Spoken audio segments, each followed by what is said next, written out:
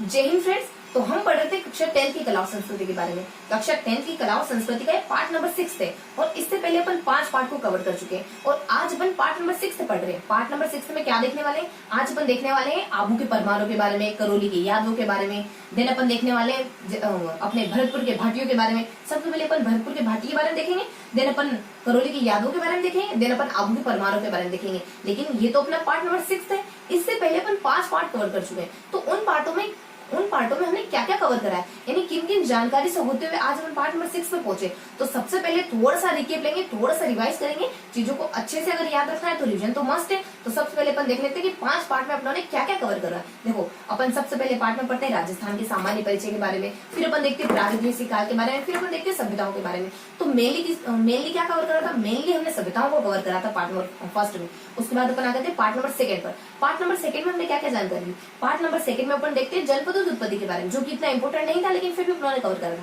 Then अपने देखा था राजपूतों की उत्पत्ति के बारे में। देन अपन आए थे मेवाड़ वंश के बारे में। तो सबसे इंपोर्टेंट क्या था इसमें? मेवाड़ वंश। पहले पार्ट में क्या था? सभ्यताएं। सेकंड पार्ट में क्या है? मेवाड़ वंश। थर्ड पार्ट में आ गए हम। थर्ड पार्ट में हमने क्या क्या जानकारी कवर करी?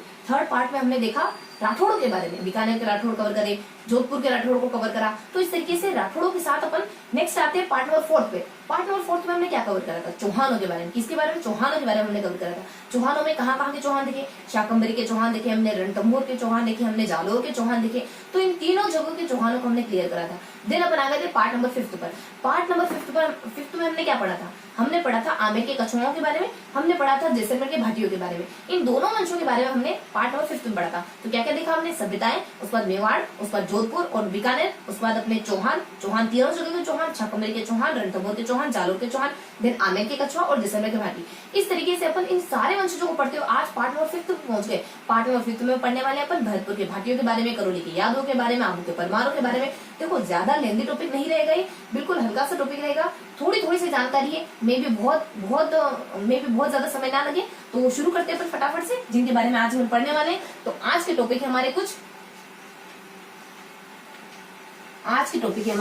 First, second, then third. देखो, बहुत ज्यादा लेंदी टॉपिक नहीं रहेगा आज का। आज हम पढ़ने वाले हैं भरतपुर के भाटियों के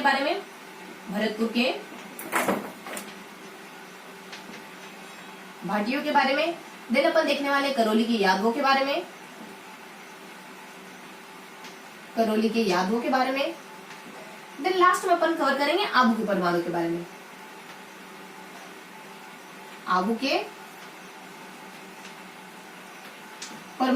कवर करने वाले। देखो, सबसे पहले अपन भरतपुर के भाटियों के बारे में देखेंगे, फिर अपन देखेंगे करौली की यादों के बारे में, देन अपन क्लियर करेंगे आबू के परमारों के बारे में।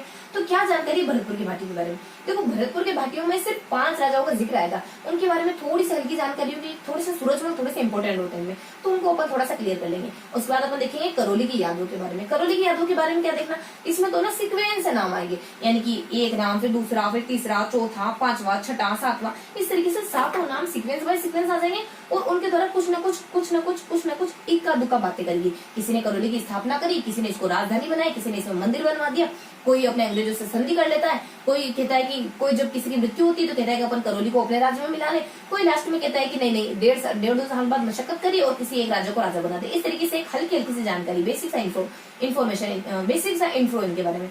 देन आ जाते हैं अपन आबू के परमारों के बारे में। आबू के परमारों में कैसे देखेंगे? कुछ इसमें भी 4 राजा आते हैं, 4 राजाओं का हल्का सा जिक्र होता है इसमें आबू के परमारों पे। वो सारे राजा है ना अपने इत्तेफाक से डी यानी डी से शुरू होने वाले राजा होते हैं अपने इत्तेफाक से। और क्या देखना होता है उनके बारे में? ज्यादा कुछ नहीं रहता है, उनमें सिर्फ एक राजा धारावश नाम का राजा होता है, थोड़ा सा ज्यादा प्रसिद्ध होता है। बाकी इनकी राजधानी पर कोई और हड़प लेता है और लास्ट में अपन किसी और की हड़प के साथ ये किस्सा खत्म कर देता है आबू के परमारों का। तो इतना सा हल्का सा इसका इंट्रोडक्शन है। तो अब फटाफट से शुरू करते हैं अपन। तो भरतपुर के भाटियों के बारे में, करौली की यादों के बारे में और आबू के परमारों के बारे में। तो सबसे पहले अपन देख लेते हैं भरतपुर के भाटियों के बारे में।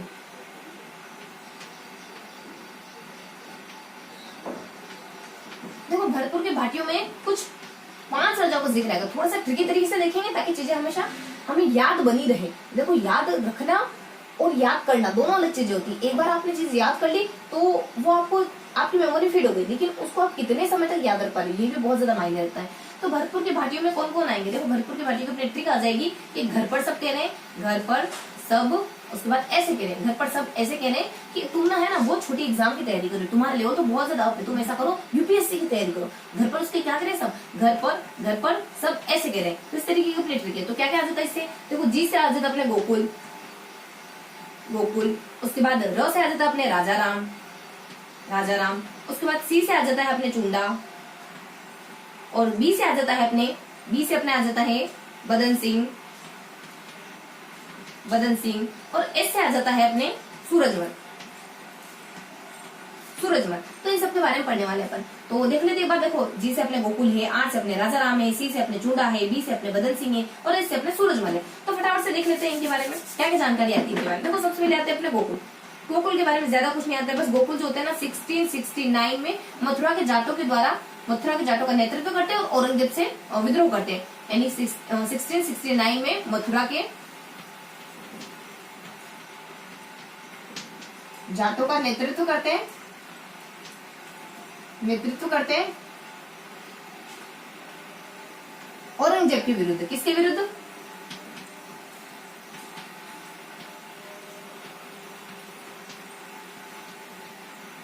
औरंगजेब के विरुद्ध। देन अपन देख लेते हैं राजाराम के बारे में।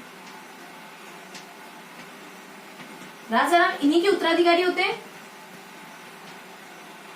उत्तराधिकारी ऑफ किनके, गोकुल के, गोकुल के बस। और ये 1688 में ये भी वीरगति को प्राप्त हो जाते हैं मुगलों से युद्ध करते हुए। देन अपन आ जाते हैं सी से चुंडा के बारे में। चुंडा के बारे में क्या इंफॉर्मेशन होती है, सबसे पहले इनका समयकाल देख लेते हैं। इनका समयकाल माना जाता है 1695 से 1721, 1695 से 1721 इनका समयकाल माना जाता है। देन अपन आ जाते हैं कि चुंडा ने क्या क्या करा। देखो चुंडा है ना बहुत शक्तिशाली, बहुत मजबूत किस्म के व्यक्ति होते हैं। तो ये क्या क्या काम करते हैं, तो इनके द्वारा कुछ 3 काम बेसिक से करे जाते हैं, 3 काम ये संपन्न करते हैं। कौन कौन से, देखो सबसे पहले ये करते हैं भरतपुर में स्वतंत्र जाट वंश की स्थापना कर देते हैं। भरतपुर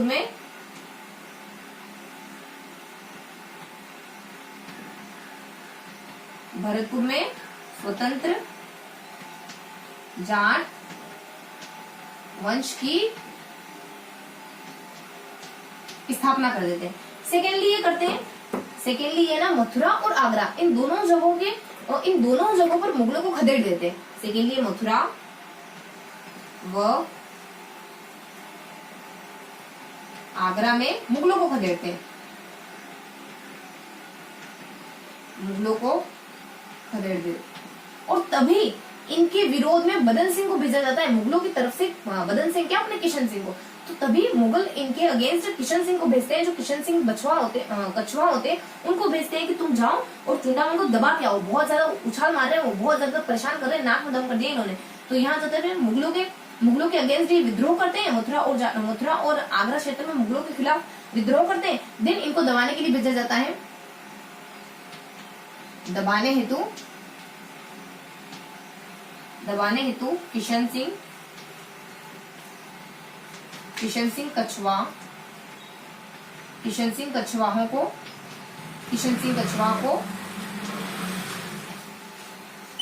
मुगलों द्वारा विद्रोह दबाने के लिए भेजा जाता है। मुगलों द्वारा विद्रोह दबाने के लिए भेजा जाता है।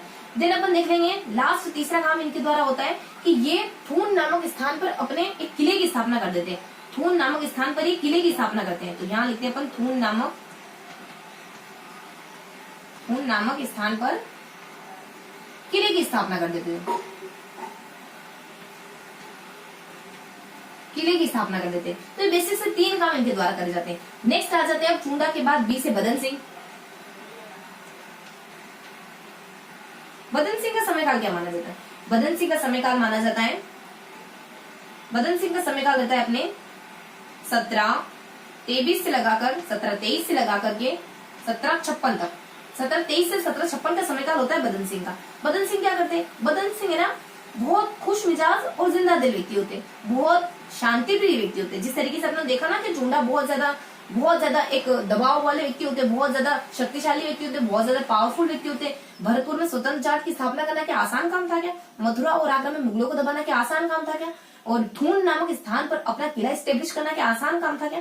और इसी वजह से तो एक खौफ खाए हुए थे मुगल, और इनको किशन सिंह को भेजते हैं इनको दबाने के लिए, चुंडा को दबाने के लिए। देन अपन आ जाते हैं बदन सिंह पर। देखो बदन सिंह क्या होते हैं, बदन सिंह बिल्कुल इनके विपरीत किस्म के व्यक्ति होते हैं, यानी कि बहुत पोलाइट व्यक्ति होते हैं, बहुत शांति प्रिय होते हैं। देखो पोलाइट का मतलब ये नहीं होता है कि आप कुछ कर नहीं सकते, अगर कोई सर्प आपको काट नहीं रहा है इसका मतलब ये नहीं कि उसके पास गरल नहीं है, उसके पास विष नहीं है। हो सकता हो कि वो आपको नुकसान ना पहुंचाना चाह रहा हो सकता है कि उसका नेचर ऐसा हो। तो कोई व्यक्ति आपको शांत पारावार की तरह ठहरा हुआ दिखे ना, तो उसमें कंकर पत्थर नहीं डालने, वरना हो सकता है कि कभी वो पारावार उमड़ जाए और आप सुनामी के लहरों में बह जाओ, है ना। तो किसी को जज ऐसे नहीं करना, यानी डोंट जज बुक बाइट्स कवर, है ना। तो यहाँ आता था अपने बदन सिंह के बारे में। बदन सिंह किस तरीके के व्यक्ति होते हैं, बदन सिंह देखो सबसे पहले शांतिप्रिय राजा होते हैं, शांतिप्रिय राजा होते हैं। और इसका सबूत क्या है, इसका सबूत है कि ये जो जयपुर का उत्तराधिकारी संघर्ष हुआ, जयपुर के साथ मैत्रीपूर्ण संबंध रखते हैं और उत्तराधिकारी संघर्ष हुआ, तो ये बिल्कुल है ना तटस्थ रहे, किसी का साथ नहीं दिया उन्होंने। शांतिप्रिय राजा होते हैं और जयपुर के साथ मैत्रीपूर्ण संबंध स्थापित करते हैं, जयपुर के साथ मैत्रीपूर्ण संबंध स्थापित करते हैं। और देन अपन बता देते हैं कि यही राजा होते हैं जो कि वेर है, कुम्हेर है, भरतपुर है, यहाँ पर दुर्गों का निर्माण करते हैं। वेर है, भरतपुर है, कुम्हेर है, यहाँ पर दुर्गों का निर्माण कर देते हैं। और लास्ट में कुछ शांतिप्रिय शासक होते हैं और अपने जयपुर के साथ मैत्रीपूर्ण संबंध स्थापित करते हैं। वेर है, कुम्हेर है, भरतपुर है, यहाँ पर ये दुर्गों की स्थापना करते हैं और डीग महल का निर्माण करते हैं अपने निवास के लिए। डीग महलों का निर्माण करते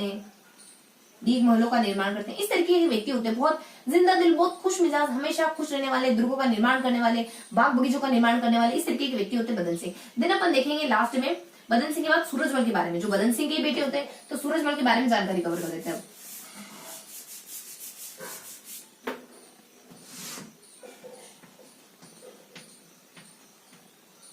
देखो सूरजमल के बारे में क्या होता है, सूरजमल का सबसे पहले अपन समयकाल देख लेते हैं। जब इनके पिताजी एक्सपायर होंगे तभी से आगे माना जाएगा, 56 से 63 तक, ये इनका समयकाल माना जाता है। सूरजमल के बारे में क्या इन्फॉर्मेशन होती है, देखो ये अपने पिता के नक्शे कदमों पर चलने वाले होते हैं। ये भी जब जयपुर का उत्तराधिकारी संघर्ष युद्ध हुआ ना, तब इन्होंने ईश्वर सिंह का साथ दिया।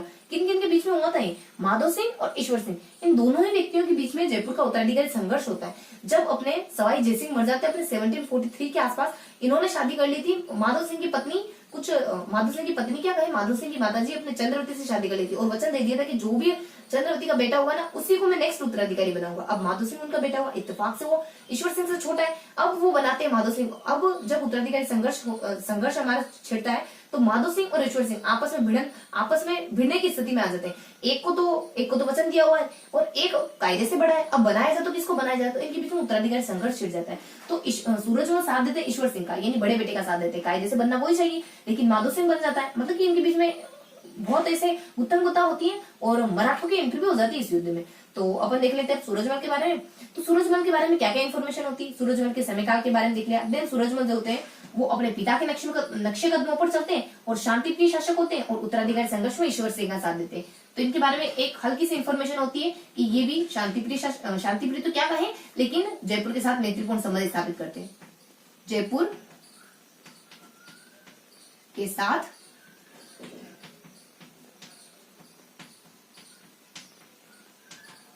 मैत्रीपूर्ण संबंध स्थापित करते हैं।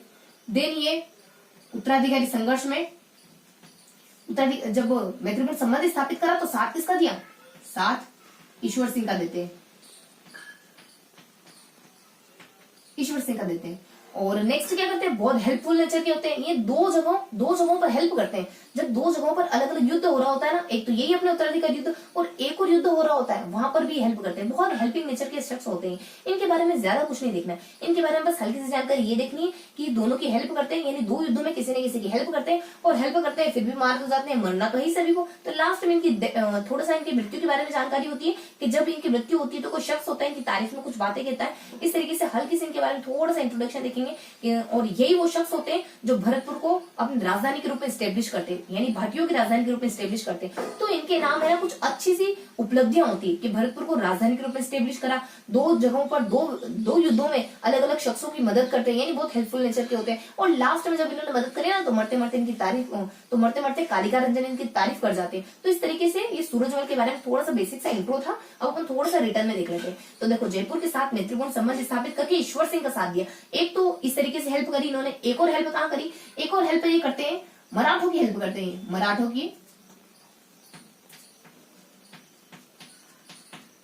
की मदद करते हैं। जब 1760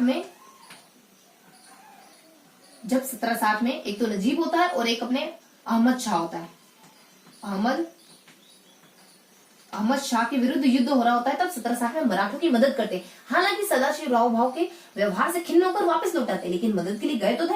तो यहां जाता सदाशिव राव भाव के व्यवहार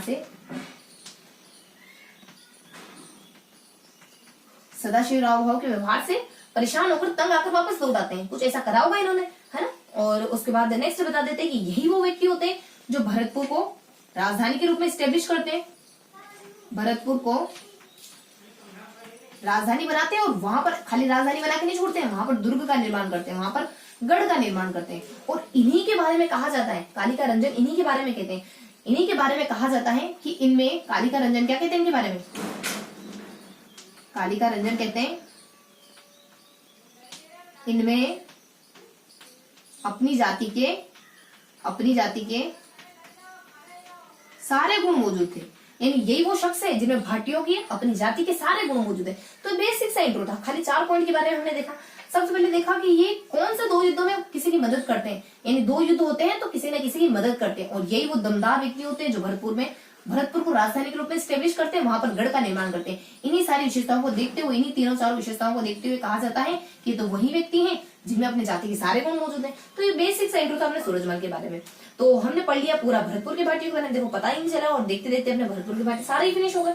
तो अपन फटाफट से थोड़ा सा रिकेप ले लेते हैं कि हमने क्या देखा। तो भरतपुर के भाटियों के बारे में क्या जानकारी ली हमने, हल्का सा हमने देखा कि घर पर सब कहते हैं, घर पर सब ऐसा कहते हैं। ऐसा कैसा कहते हैं कि तुम है ना बहुत ज्यादा छोटे लेवल की, मिडिल लेवल की या फिर बहुत ज्यादा बिलो द लेवल एग्जाम की तैयारी करो। तुम्हारा लेवल तो इससे बहुत ज्यादा अप है, तो कुछ अच्छे से एग्जाम की तैयारी करो। इस तरीके से अपने घर पे कोई बातचीत होती है ना। तो अपने जी से ज्यादा गोकुल के बारे में, आर से ज्यादा राजाराम के बारे में, सी से ज्यादा अपने चुंडा के बारे में, बी से अपने बदन सिंह के बारे में और एस से पढ़ लेते हैं अपन सूरजमल के बारे में। तो फटाफट से देख लेते हैं बेसिक सा इंट्रो की इनके बारे में क्या क्या हल्की जानकारी पड़े। थोड़े से अपने सूरजमल इंपॉर्टेंट होते हैं तो उनको अपन थोड़ा सा वेटेज देकर पढ़ेंगे। यहाँ पे बताया जाता है अपने गोकुल के बारे में, गोकुल का समयकाल क्या होता है। गोकुल का समयकाल तो चलो गिवन नहीं है। यहाँ बताया जाता है कि गोकुल वही शख्स होते हैं जिनको मथुरा के जाट 1669 में औरंगजेब के सुपुर्द कर देते, औरंगजेब के सामने लाकर खड़ा कर देते हैं। अब ये सब कहते हैं कि आप हमारा नेतृत्व करो, तो ये 1669 में मथुरा के जाटों का नेतृत्व करते हैं और बड़े जोश से भर जाते हैं और औरंगजेब के सामने जाके खड़े हो जाते हैं। अब होना क्या था, औरंगजेब इनको पछाड़ देते हैं और ये वीरगति को प्राप्त हो जाते हैं। दिन अपने आ जाता है राजाराम के बारे में। राजाराम के बारे में क्या इन्फॉर्मेशन होती है, ये इन्हीं के उत्तराधिकारी माने जाते हैं और इन्हीं की जैसे इनकी बुद्धि होती है, ये भी जाते हैं मुगलों से भिड़ने के लिए, तो वही माने जाते हैं। यानी लगभग ये 1688 के आसपास इनकी मृत्यु हो जाती है। यानी राजाराम जो इनके उत्तराधिकारी गोकुल है और इनकी मृत्यु हो जाती है। देखो मृत्यु का सन नहीं लिखा आपने, तो इनकी मृत्यु हो जाती है 1688 में वीरगति को प्राप्त हो जाते हैं। देन अपने आ जाते हैं चुंडा के बारे में। चुंडा के बारे में क्या इन्फॉर्मेशन आती है, देखो चुंडा के बारे में सिर्फ और सिर्फ कितने 3 काम आएंगे, सिर्फ और सिर्फ 3 कामों के बारे में देखना चुंडा के बारे में। सबसे पहले अपन समयकाल को देख लेते हैं। देखो इनका समयकाल माना जाता है 1695 से लगाकर 1721 तक। यानी चूड़ा यानी कि जो शादी विवाह वगैरह होता है ना, तो सिर्फ देखो अपने चूड़ा किसको कहते हैं, जो अपने विवाहित महिलाएं होती है ना उनके द्वारा चूड़ा पहना जाता है। तो वो सिर्फ 25 सालों तक पहन पाई। कितने 20 इधर आ जाते हैं, 5 इधर आ जाते हैं, सिर्फ 25 सालों तक सदवा दे पाई, बाद में विधवा होती है। इस तरीके से थोड़ा सा अपन रिकॉल करेंगे, चीजों को थोड़ा सा याद रखने की, सस्टेनेबल बनाए रखने की कोशिश करेंगे। तो यहाँ हमने इनसे जुड़े कुछ 3 काम आते हैं। क्या ये वही पावरफुल व्यक्ति जो भरतपुर में स्वतंत्र जाट वंश की स्थापना करते हैं, ये वही पावरफुल व्यक्ति जो मथुरा और आगरा में मुगलों को खदेड़ देते हैं और उन्हीं स्थानों पर इनको खदेड़ने के लिए किशन सिंह कछुआओं को भेजा जाता है मुगलों के द्वारा। और ये वही व्यक्ति होते हैं जो थून नामक स्थान पर अपने जिले को स्टेब्लिश कर देते हैं, अपने किले को स्टेब्लिश कर देते हैं। तो इस तरीके से चुंडा के बारे में देखा। देन अपन आ जाते हैं बदन सिंह के बारे बारे में, बदन सिंह के बारे में क्या इन्फॉर्मेशन देखी? बदन सिंह के बारे में देखा 1723 से 1756 इनका समय काल माना जाता है। 1723 1756 यानी कि 23 की उम्र में बदन छटपटाता है कुछ अच्छा करने के लिए, कुछ बढ़िया करने के लिए, यानी कि कुछ करियर में कुछ करने के लिए, या फिर कुछ देश में समाज में परिवर्तनकारी कुछ करने के लिए, है ना। तो अपने 23 से लगाकर 56 तक इनका समयकाल माना जाता है। ये तो कुछ शांति प्रिय व्यक्ति होते हैं, कुछ शांति प्रिय शासक होते हैं। इनके द्वारा भी कुछ इक्का दुक्का 3 काम करे जाते हैं मुश्किल से। और शांति प्रिय शासक होते हैं तो ये क्या करते हैं, ये शांति प्रिय राजा होते हैं और जयपुर के साथ मैत्रीपूर्ण संबंध स्थापित कर लेते हैं, जैसा कि इनका नेचर है। उसके बाद ये भरतपुर है, वेर है, कुम्हेर है, यहाँ पर स्थापित करते हैं दुर्गों को, और देन ये दीर्घ महलों का निर्माण करते हैं अपने निवास के लिए। बस इतनी सी इन्फॉर्मेशन होती है इनके बारे में। देन अपने देखा सूरजमल के बारे में, क्या देखा? देखो इनके पिताजी एक्सपायर होते हैं 56 में, तो ये गद्दे पे बैठ जाते हैं, ये गद्दी नशीन हो जाते हैं 56 में।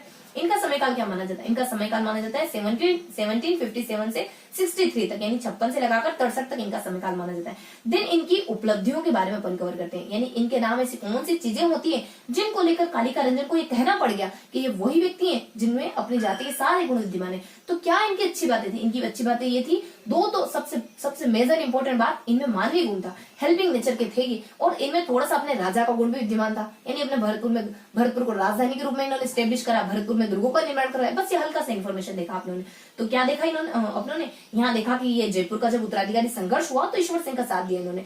देन अपनों ने देखा कि मराठे जब भिड़ने लगे 1760 के युद्ध में, मराठे जब भिड़े अहमद शाह अब्दाली से, तो इन्होंने मराठों का साथ दिया। हालांकि ये मराठों के सदाशिव राव भाव से खिन्न होकर के वापस लौट भी आए थे। देन अपनों ने देखा कि भरतपुर को अपनी राजधानी के रूप में स्टेब्लिश कर देते हैं। भरतपुर में न सिर्फ राजधानी बनाते हैं बल्कि वहां पर बहुत सारे दुर्गों का निर्माण भी कर देते हैं। इस तरीके से देखा। और लास्ट में मरते मरते कालिका रंजन इनके बारे में, जब इनकी मृत्यु हुई तो कालिका रंजन कह गए कि ये वही व्यक्ति है जिनमें अपनी जाति के सारे गुण विद्यमान है। हाँ, और इनके बनने के बारे में आता है कि ये कब मरे थे? ये 1763 में रोहेलो का युद्ध हुआ था, जो नजीब खान के विरुद्ध हुआ था, उसमें वीरगति को प्राप्त हुए थे। और पता है नजीब खान इनकी पुष्टि करने के लिए वापस चेक करने के लिए आए थे कि सूरजमल अभी जिंदा तो नहीं है, क्योंकि इतने ज्यादा खौफजदा थे सब इनसे कि अगर पता चले ना कि जिंदा है तो वो भाग चले जाए, मतलब कि इनसे 3 से 4 फीट की दूरी बनाए रखे। मतलब इतना हल्का सा थोड़ा सा गिवन होता है, यानी ऐसे मतलब रोचक तरीके से बताया होता है बुक्स वगैरह में।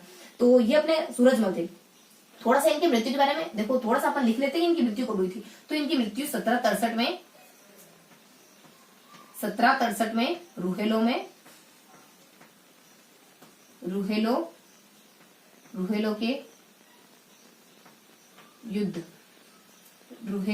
रूहेलो के युद्ध में हुई थी, जो किसके खिलाफ लड़ रहा, जो किसके विरुद्ध था? नजीब खान के विरुद्ध लड़ा जा रहा था। तो ये थोड़ी सी इनकी मृत्यु के बारे में जानकारी बता दी, ठीक है। तो ये हमने देखा सूरजमल के बारे में। अब अपन देख लेते हैं दूसरे वंश के बारे में। अब नेक्स्ट वंश कौन सा पढ़ने वाले अपन? नेक्स्ट वंश पढ़ने वाले अपन करौली की यादवों के बारे में। तो इसको रफ करें और नेक्स्ट वंश पढ़ने वाले अपन करौली की यादवों के बारे में।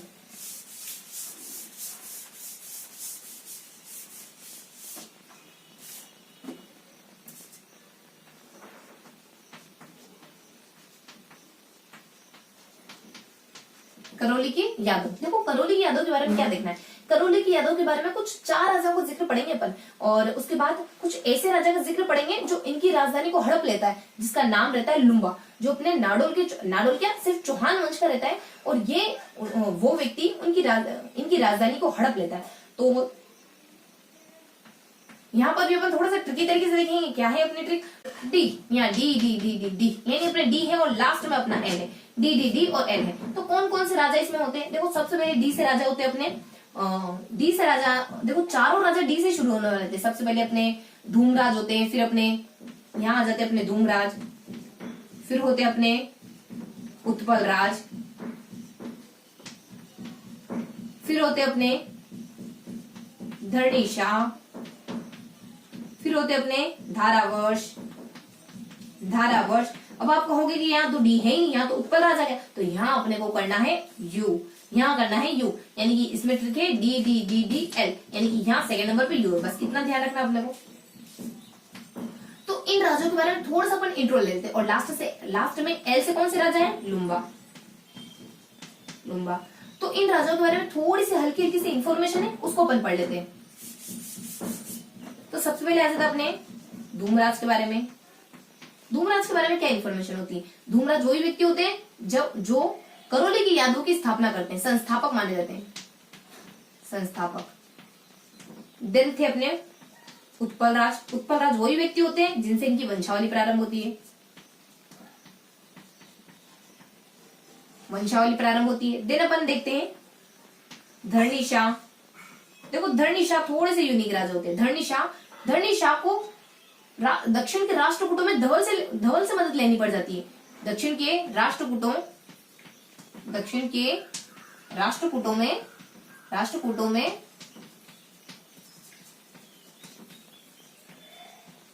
धवल से मदद लेनी पड़ जाती है। और ये मदद क्यों लेनी पड़ गई इनको? क्योंकि ये गुजरात के मूलराज सोलंकी से हार गए थे।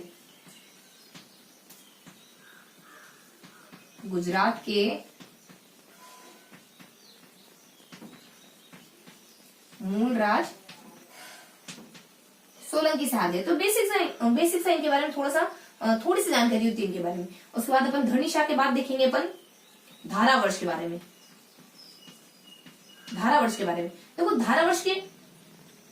देखो करौली के यादव डाल के अपन पढ़ रहे हैं आबू के परमाणु के बारे में। देखो किस्सा भी कैसा हुआ, करौली के यादव डाले हुए हैं और पढ़ रहे हैं आबू के परमाणु के बारे में। तो इसको अपन रफ कर देते हैं और लिख देते हैं आबू के परमाणु।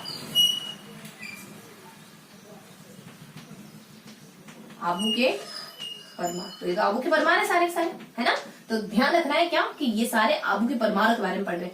तो डी और एल आ जाता है। देखो धारावर्ष के बारे में क्या इन्फॉर्मेशन गिवन होती है? धारावर्ष का समयकाल क्या माना जाता है? धारावर्ष का समयकाल माना जाता है 1663 से लगा के 1721 तक ये इनका समयकाल माना जाता है। लगभग कितने 40 और 20 लगभग 60 सालों तक इनका समयकाल माना जाता है।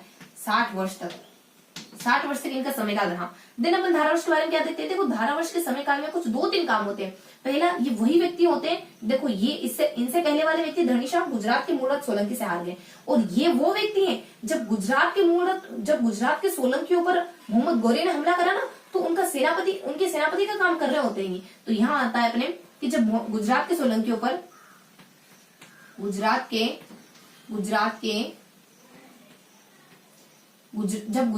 सोलंकी नहीं गए अपन, गुजरात पर मोहम्मद एम गोरी द्वारा हमला किया गया, तब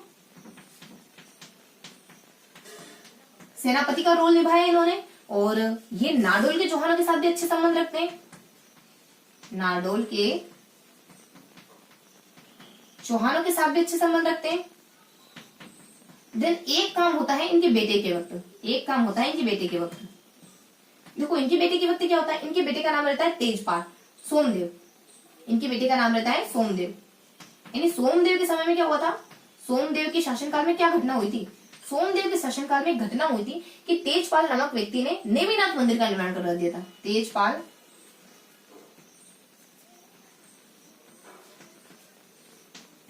ने नेमिनाथ मंदिर का निर्माण करवा दिया था। और इसी नेमिनाथ मंदिर को अपन अन्य नाम से भी जानते हैं, जिसको अपन अन्य नाम आता है। देखो इसका एक अन्य नाम भी दिया होता है, तो नेमिनाथ मंदिर कहते हैं इसको, और एक और लुणव शाही मंदिर के नाम से भी जानते हैं। देखो नेमिनाथ वाले मंदिर को ही अपन लुणव शाही मंदिर के नाम से भी जानते हैं। लुणव शाही मंदिर के नाम से भी जानते हैं। पता है ये कहाँ है? ये आबू के दिलवाड़ा नामक स्थान पर है। अगर बताए ना कि आबू के कौन से स्थान पर पर्टिकुलरली, तो दिलवाड़ा नामक स्थान पर है। तो ये हल्का सा इंट्रो होता है इनके बारे में। देन अपन देखेंगे बस एल के बारे में, लुम्बा के बारे में। क्या देखना है अपने को? लुम्बा के बारे में बस। लुम्बा तो वही होते हैं चौहान लुम्बा के द्वारा परमाणु की जो चंद्रावती राजधानी होती है उसको हड़प लिया जाता है। बस हल्का सा इंट्रोडक्शन होता है इनके बारे में, हल्की सी जानकारी होती है। इंट्रोडक्शन तो क्या है, हल्की सी जानकारी होती है। यानी लुम्बा के बारे में क्या जानकारी होती है कि चौहान लुम्बा ने चंद्रावती पर 1311 में कब्जा करा था। यानी 1 मान लो अपन यहाँ करेंगे 1 जैसे यहाँ पर डी करा, और एक अपने को करेक्शन करना था यू। यहाँ पे भी अपन 1 करेंगे, और सेकंड में अपने को करेक्शन करना है कि 3 है।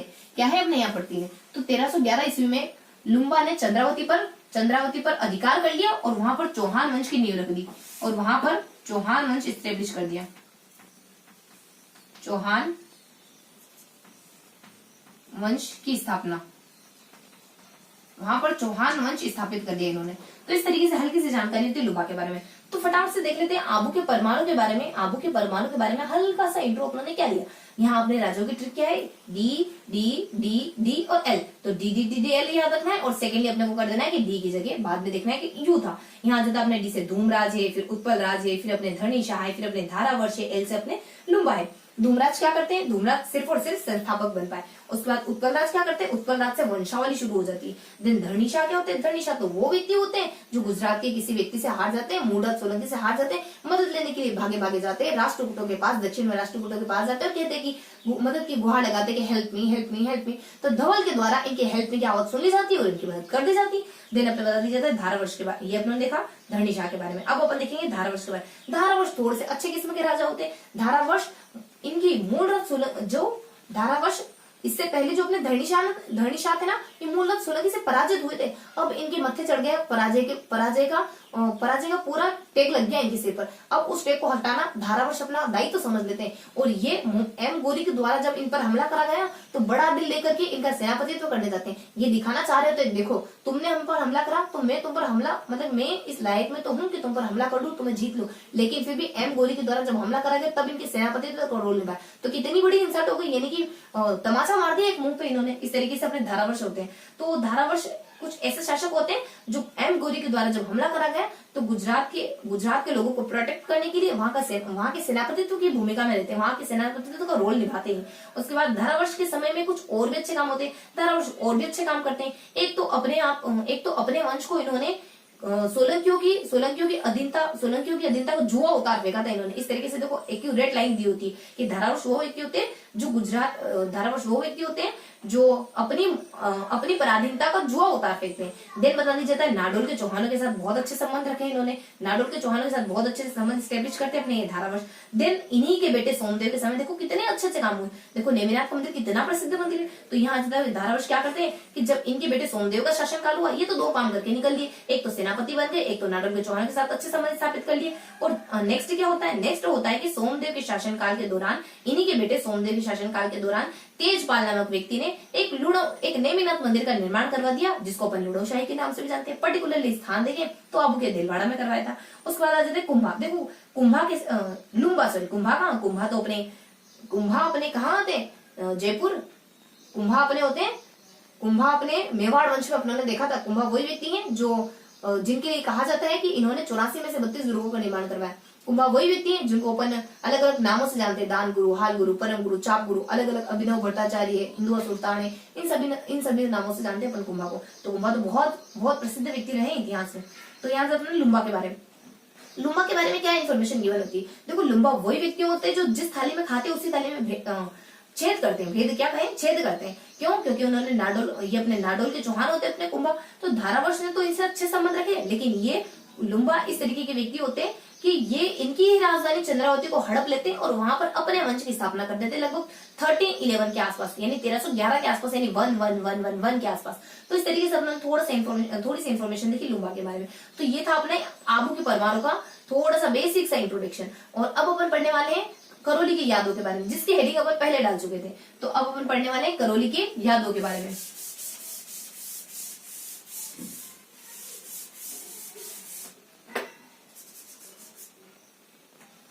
और हाँ, एक और हल्की सी जानकारी होती है इन सब के बारे में कि ये जो हमने देखा ना आबू के परमाणु के बारे में। आबू के परमाणु जो है, परमार शब्द का मीन्स होता है शत्रुओं को हराने वाला। देन थोड़ा सा और बताते हैं कि परमार कब डेवलप होने थे। ये ना प्रतिहार जब हारे ना उसके बाद ज्यादा स्टेब्लिश होने लगे। उससे पहले तो इनका नाम मात्र देखने को मिलता था, ज्यादा इनकी जानकारी थी नहीं, ना ज्यादा इनकी टेरिटरी का विस्तार हुआ था। लेकिन जैसे ही प्रतिहारों को थोड़ा सा पतन होने लग गया, प्रतिहारों की थोड़ी प्रभुसत्ता कम होने लगे ना, तो ये अपने आप को उभारने लग गए। यानी एक शक्तिशाली कम हुए तो दूसरे व्यक्ति थोड़ा सा उभरने लगे। जब आप किसी को मौका नहीं देते हो, जब आपसे ज्यादा अचीवमेंट वाला या फिर आपसे ज्यादा एबिलिटी रखने वाला व्यक्ति अगर आपके साथ है ना, तो आपका विकास इतना अच्छा नहीं हो पाएगा। जब तक आप उससे पृथक नहीं हो जाते, तब जाकर आप अच्छे से ग्रो करोगे, तब जाके अच्छे से स्टेब्लिश करोगे। क्योंकि अब सारा दारोमदार, सारी जिम्मेदारी आपकी खुद के कंधों पर आने वाली। और जब तक आप बड़े का साथ नहीं छोड़ोगे, जब तक आप सेपरेट नहीं होगे, तब तक आप ग्रो करने नहीं वाले। तो यहाँ से मैं करौली की यादों के बारे में।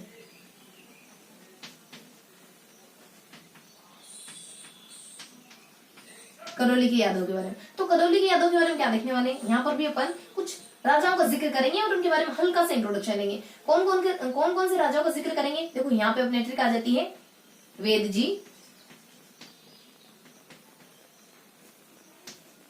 वेद जी हनम, वेद जी ह न म। देखो कह तो अपन रहे हैं हनम, लेकिन ध्यान रखना है हमें वेद जी सनम। क्या है, वेद जी सनम, वेद जी स न म, क्या ध्यान रखना है, वेद जी सनम। लेकिन अपने को सनम की जगह हमें पसंद नहीं आया भाई इस तरीके की बातचीत करना, तो हमने कर दिया हनम, हमने कर दिया हनम, तो वेद जी हनम। देखो क्या इंट्रोडक्शन होता है इनके बारे में। अब इन सभी ये जो है ना अपने वेद जी हनम, ये क्या है, ये राजाओं के नाम है, और इन राजाओं के बारे में कुछ हल्का सा थोड़ा सा इंट्रोडक्शन लेंगे कि उन्होंने क्या क्या करा, यानी कि जब वो राजा, उन राजाओं का जिक्र पढ़ेंगे तो उनके बारे में थोड़ी सी हल्की सी जानकारी देखेंगे। देखो वी से अपने आ जाता है, वी से जानकारी होती है अपने विजयपाल के बारे में, विजयपाल के बारे में। ए से होते हैं अपने अर्जुन पाल, अर्जुन पाल। फिर जानकारी होती है अपने यहां से, इससे जानकारी होती है अपने, देखो अपने डी से आने वाले शख्स होते हैं धर्मपाल। देन बता दीजिए था अपने जी से अपने गोपाल पाल। देन बता दीजिए था अपने हरबख्श पाल, हरबख्श पाल। देन बता दीजिए था अपने नरसिंह पाल। देन बता दीजिए था अपने मदन पाल। तो ये सारे पाल पाल पाल पाल पाल होते हैं। देखो अब इनके बारे में क्या जानकारी होती है, देखो इनके बारे में हल्का सा इंट्रोडक्शन होता है। क्या क्या इंट्रोडक्शन होता है कि विजयपाल वो शख्स है जिन्होंने इस वंश की नींव रखी, इस वंश के संस्थापक माने जाते हैं। लगभग 1.5 साल, लगभग अपने 150 सालों के आसपास नींव रखी इन्होंने, यानी कि संस्थापक, करौली की यादों के संस्थापक, करौली की यादव वंश के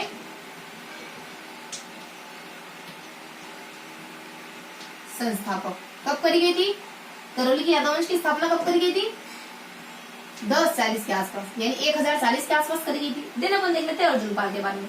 अर्जुन पाल के बारे में क्या इन्फॉर्मेशन होती है, अर्जुन पाल वही शख्स होते हैं जो करौली की स्थापना करते हैं। इन्होंने यादव, करौली की यादव वंश की करी तो ये करौली की करते हैं, ये करौली की स्थापना करते हैं, करौली की स्थापना ये करते हैं इनके 300 सालों के बाद। जब इन्होंने 1040 में करी तो इन्होंने इनकी 300 सालों के बाद करी, यानी कि 1348 में करी। यही एक्यूरेट 300 सालों के बाद। वहाँ थोड़ा सा अपने 1040 था तो यहाँ अपने 1348 हो जाता है। दिन अपन देखते हैं धनपाल के बारे में। धनपाल के बारे में क्या देखते हैं, जब इन्होंने करौली बसाई कल्याणपुर के नाम से, इन्होंने बसाई थी कल्याणपुर के नाम से, इन्होंने करौली नाम नहीं दिया था, इन्होंने कल्याणपुर नाम दिया था। दिन अपन देखते हैं धनपाल के नाम से जब करौली की स्थापना हो ही गई है तो क्यों ना उसको राजधानी बना लिया जाए। इस नजरिए से इन्होंने करौली को राजधानी बनाया था।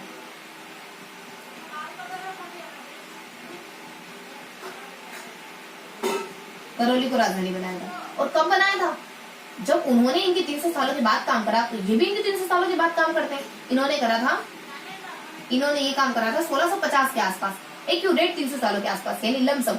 यहाँ अपने 1040, ये भी अपने लगभग अपने 1040 के बाद आने वाले 1348 है, ये भी 300 साल अधिक है। और 1348 के बाद आने वाला 1650, ये भी इनसे 300 साल अधिक है।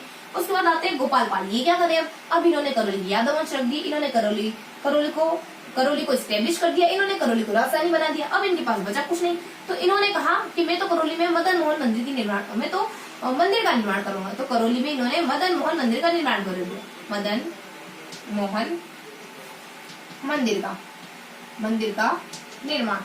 तो इन्होंने मदन मोहन मंदिर का निर्माण करवा दिया। देना बनाते हरबख्श पाल के बारे में। हरबख्श पाल के बारे में क्या होता है, इनके समय में हुआ करा कुछ नहीं, बल्कि इन्होंने खुद अंग्रेजों से संधि उल्टा अंग्रेजों से जाकर संधि अलग कर ली। तो इन्होंने 9 नवंबर 1817 में अंग्रेजों से संधि कर ली। इनको करने के लिए कुछ नहीं मिला, इन्होंने मंदिर बनवाया, इनको कुछ नहीं मिला, तो इनको और कुछ नहीं मिला, तो इन्होंने करौली के हरबख्श पाल ने अंग्रेजों से जाकर संधि कर ली, अंग्रेजों से संधि कर ली। नेक्स्ट बताइए जरा अपने नरसिंह पाल के बारे में। देखो नरसिंह पाल के बारे में क्या होता है, बेचारे ये तो कुछ कर ही नहीं पाए, उससे पहले ही देहावसान हो गया। तो इनकी मृत्यु के उपरांत, इनकी मृत्यु के बाद डलहौजी नामक शख्स होते हैं। अब उनको है ना लालच दे दिया। जब इनकी मृत्यु हुई तो डलहौजी अंग्रेजों को कहते हैं कि क्यों ना, जब अपने नरसिंह पाल जब रास्ते से निपट ही गए तो करौली को अपन अपने कंपनी के साथ मिला लिया जाए। करौली को क्यों ना कंपनी की प्रभुसत्ता को थोड़ा और बढ़ाया जाए और करौली को अपने साथ मिला लिया जाए। तो ये कहते हैं इनकी मृत्यु के बाद डलहौजी इसके लिए एक बोर्ड की स्थापना करवा देते हैं, कोड ऑफ बोर्ड्स। डलहौजी के द्वारा कोड ऑफ बोर्ड्स की स्थापना करी जाती है और कहा जाता है कि करौली को कंपनी में मिला लेना चाहिए, यानी कोड ऑफ बोर्ड्स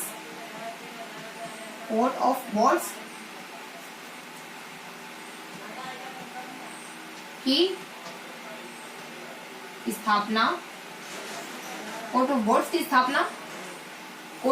स्थापना करते हैं और कहते हैं कि करौली को कंपनी में मिला लेना चाहिए। और नेक्स्ट बताते हैं मदन पाल के बारे में। देखो 1.5 वर्ष की बड़ी लंबी बातचीत के बाद 1.5 वर्ष के विवाद के बाद 1.5 वर्ष के विवाद के बाद इनको राजा बनाया गया मदन पाल को। तो ये बेसिक सा इंट्रोडक्शन होता है मदन पाल के बारे में। देखो मदन पाल का समय भी गिवन है तो बता देते हैं। मदन पाल का समय माना जाता है 1654 से लगा करके 1721, 1654 से लगाकर 1761 ये मदन पाल का समय माना जाता है। कोई व्यक्ति है शायद मद में है, शायद नशे में, इस वजह से यहाँ पे भी उसने एक कम कर दिया, यानी 55 की जगह 54 कर दिया, हमारा आंकड़ा अधूरा रख दिया। यहाँ पे भी उन्होंने 80 की जगह 70 की जगह 69 कर दिया। शायद वो मद में था, देखिए शायद पी थी, देखिए उसने पी मतलब पिया हुआ था, देखिए पी क्या था, देखिए तो यहाँ अगर 55 कर देता तो आसानी से याद रह जाता, यहाँ आपने 70 कर देता तो आसानी से याद रह जाता हमें। लेकिन हमने तो 54 को भी और 69 को भी आसानी से याद कर लिया। याद करने का तरीका होना चाहिए बस अपने पास, है ना। यानी चीजों को थोड़ा सा ट्रिकी तरीके से देखते ना तो चीजें बहुत अच्छी तरीके से याद हो जाती है, फिर उनको याद करने में मशक्कत करनी नहीं पड़ती है। लेकिन चीजों को अपना थोड़ा सा नेगेटिव पॉइंट ऑफ व्यू से देखते ना कि पता नहीं कैसे याद करेंगे इतने सारे, पता नहीं कैसे याद करेंगे इतने राजाओं का नाम है, ट्रिक से देखेंगे ना तो बहुत अच्छे से याद कर लेंगे। तो यहाँ इन राजाओं का जिक्र था। थोड़ा सा रिकेप ले लेते हैं कौन से राजा देखे अपनों ने। तो यहाँ देखा अपनों ने विजयपाल के बारे में, यहाँ देखा अपनों ने अर्जुन पाल के बारे में, यहाँ देखा अपनों ने धर्मपाल के बारे में, यहाँ देखा अपनों गोपाल पाल के बारे में, यहाँ देखा अपनों हरबख्श पाल के बारे में, यहाँ देखा नरसिंह पाल के बारे में, यहाँ देखा मदन पाल के बारे में। ये यादवंश की स्थापना कर देते हैं, ये करौली की स्थापना कर देते हैं, करौली को राजधानी बना देते हैं, ये करौली में मंदिर बनवा देते हैं। ये तो कुछ नहीं मिला करने को तो अंग्रेजों से संधि कर लेते हैं। ये इनको कुछ नहीं मिला तो इनकी मृत्यु हो जाती है और इनके बाद सोचते हैं, डलहौजी कहते हैं कि करौली को अपने राज्य में मिला दो। ये जो होते हैं बड़ी जद्दोजहद के बाद 1.5 साल की लंबी गहरी वार्ता के बाद राजा बनने वाले शख्स होते हैं। तो बस ये हल्की सी इन्फॉर्मेशन थी इन सारे राज्यों के बारे में। तो ये हमने पढ़ा करौली की यादवों के बारे में।